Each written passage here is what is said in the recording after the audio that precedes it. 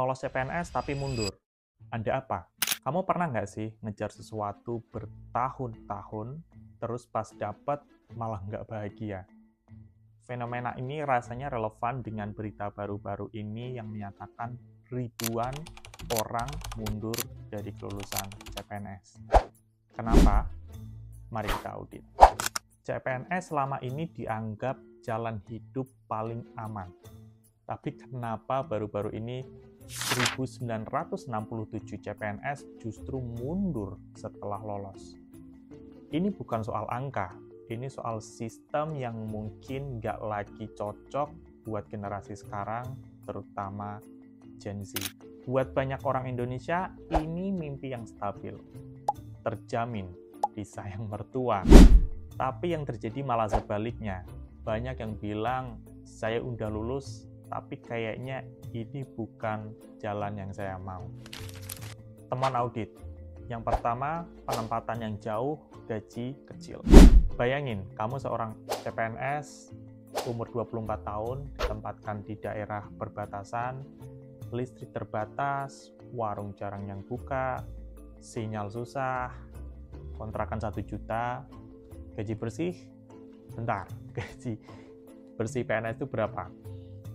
Kita lihat untuk lulusan S1 itu gaji pokok rata-rata sekitar 2,6 juta. Ditambah tunjangan lain-lain, ya katakanlah jadi 4 jutaan. Tadi kontrakan 1 juta, pulang ke Jawa misalkan, tiket pesawat PP bisa 3 juta. 3 plus 1, 4. Habis. Masa sebulan nggak mau makan? Ya, dulu katakanlah bisa ketemu keluarga tiap hari. Sekarang sekali sebulan pun belum tentu. Dan itu pun harus milih buat makan atau buat beli tiket pesawat buat pulang. Yang kedua, gaji tidak sesuai ekspektasi. Anda yang dulunya kerja di perusahaan swasta dengan gaji misalnya 10 juta. Begitu jadi CPNS, buru-buru nabung. Kadang malah nombok karena biaya hidup yang lebih mahal dari penempatan. Saya pengen kerja untuk negara, tapi saya juga harus bertahan hidup. Gitu kira-kira. Temuan yang ketiga, sistem optimalisasi tanpa kendali. Banyak yang lulus bukan di posisi yang mereka daftar. Nilai mereka tinggi, tapi malah dipindahkan ke posisi lain di provinsi yang berbeda.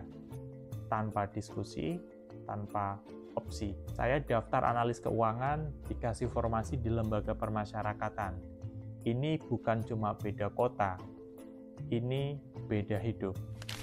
Temuan yang keempat, alasan pribadi yang sering dianggap sepele. Buat sebagian orang, keputusan mundur dari CPNS itu bukan karena gaji atau lokasi, tapi karena faktor yang sifatnya personal dan sering dianggap remeh oleh sistem. Anda yang jadi tulang punggung keluarga, dan nggak bisa ninggalin orang tua yang sedang sakit di rumah.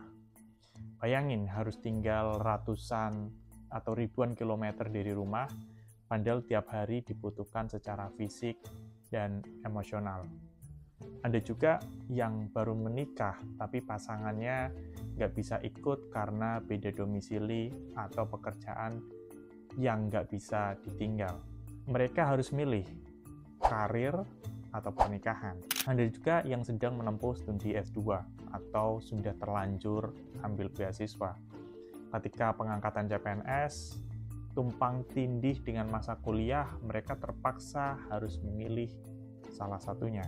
Dan banyak yang lebih memilih untuk melanjutkan kuliahnya. Dan banyak juga yang menyerah karena alasan mental. Tinggal jauh dari support system, dari keluarga, dari orang-orang yang kita sayangi. Sendirian di tempat asing bisa jadi pukulan yang berat. Apalagi tanpa jaminan bisa pulang tiap minggu atau tiap bulan.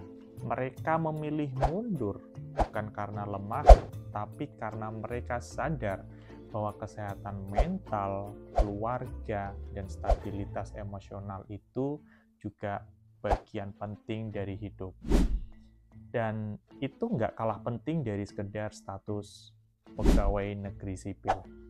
Apalagi kecenderungan dari Gen Z adalah yang penting kerja, yang fleksibel, yang punya kontrol waktu, waktu, dan bisa tetap jadi diri sendiri. CPNS masih pakai sistem kerja dan promosi yang kaku. Mungkin di mata banyak Gen Z itu bukan stabilitas, itu justru jebakan. Nah, analoginya mungkin bayangin kamu udah pengen banget nonton konser idola, misalnya Blackpink, ya dari jauh-jauh hari.